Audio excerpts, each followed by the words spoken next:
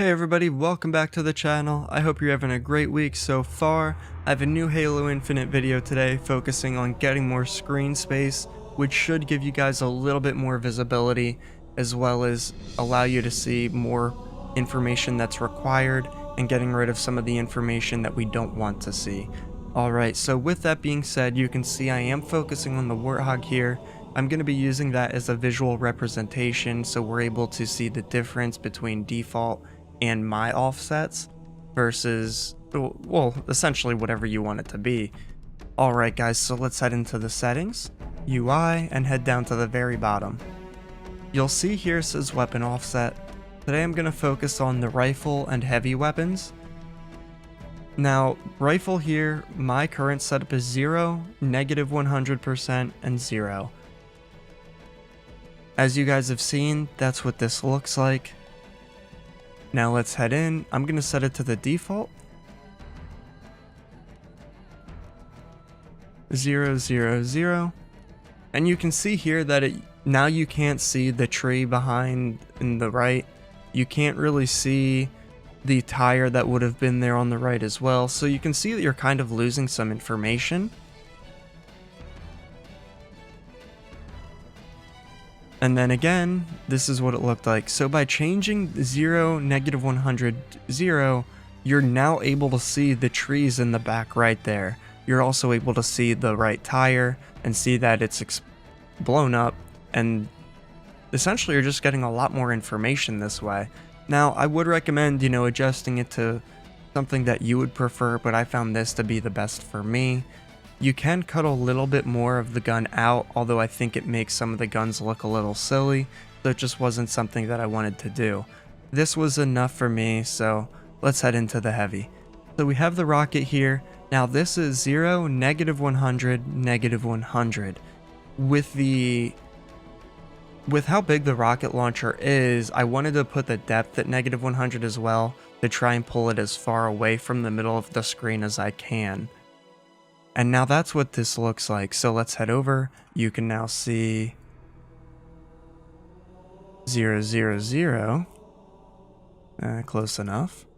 It completely blocks the right side of the screen there. You can't see where the right tire would be at all. So you're losing a lot of information on essentially like a third of your screen. So again, this is definitely something I would recommend looking into, because you're going to get blindsided a lot less when you're able to see more happening on your screen. Alright, so let's change those back. You can see those differences once more. Again, that's what that looks like. Okay, so now I have another here. We're going to head back to UI, and it's going to be in the first set of settings, horizontal display margin and vertical display margin. I have this at 25 versus the default of 0. So the default of 0 will keep your interface on the very outside of the screen. Very efficient, works for most people.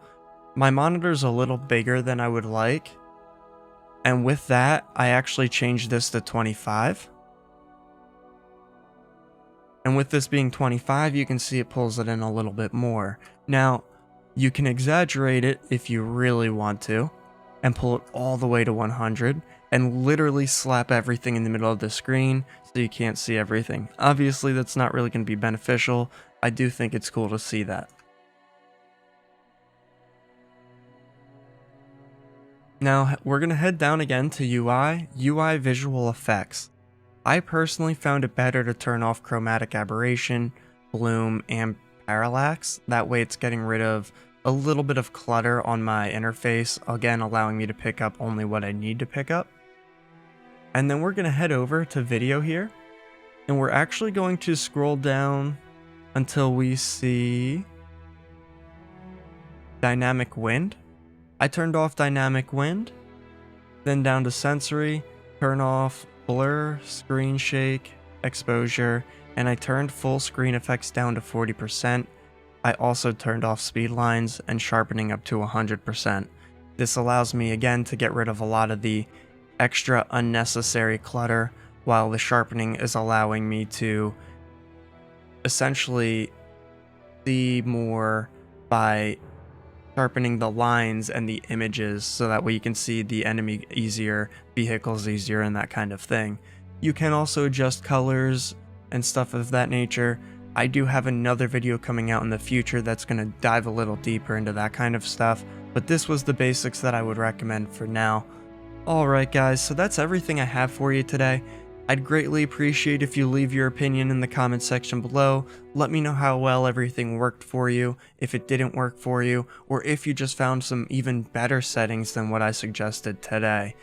Alright, with that being said, if you like this, please drop a like, share this with your friends, let everybody know about this video. This could definitely benefit you if you're looking to do some ranked in the future, giving you a little bit more visual clarity. Alright guys, thank you so much for tuning in.